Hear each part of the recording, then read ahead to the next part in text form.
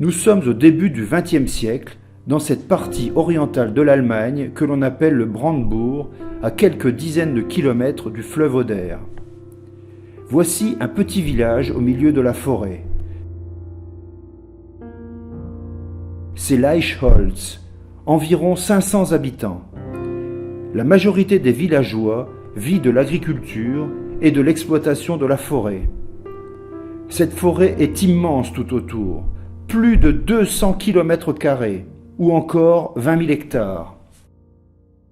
Y a-t-il un train qui dessert ce village? Oui, il y a bien une gare. Elle est située à 6 km de Leichholz.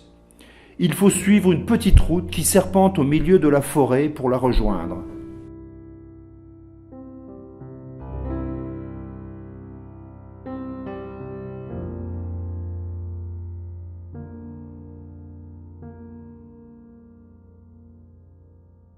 L'architecture en colombage de cette gare est originale.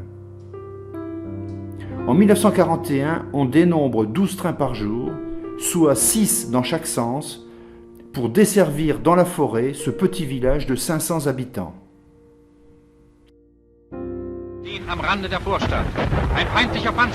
1939, c'est la guerre.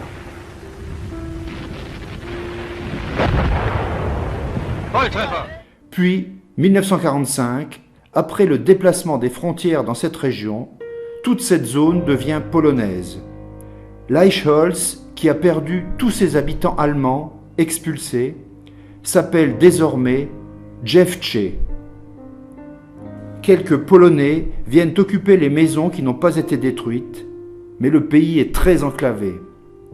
En 2017, Dziewczę ne compte qu'environ 60 habitants. Qu'en est-il de notre si belle gare? Fort heureusement, celle-ci n'a pas été détruite pendant la guerre. Elle est toujours là. Mais elle ne semble plus faire fonction de gare. C'est une maison vide.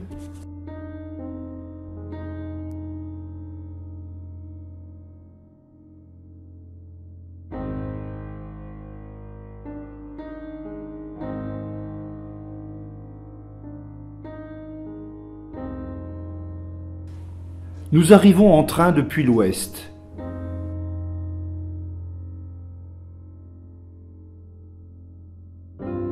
Voici un quai, mais seulement à droite, avec les indications de la localité Dziewczę. Une gare à droite, mais l'inscription est enlevée. Puis un quai à gauche.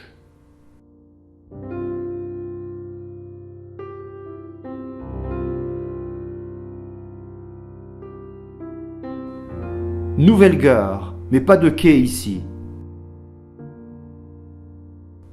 Enfin, notre gare des origines, et pas de quai non plus.